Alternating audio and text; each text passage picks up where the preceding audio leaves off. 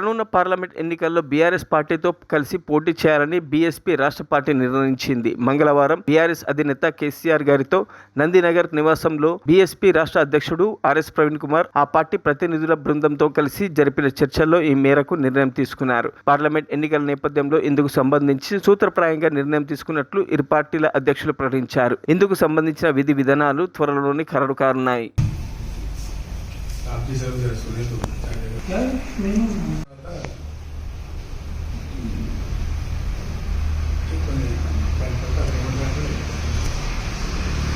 समस्या क्या है आपको?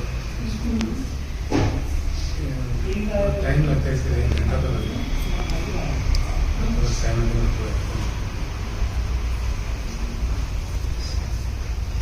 मूवमेंट तो खत्म होने वाला है।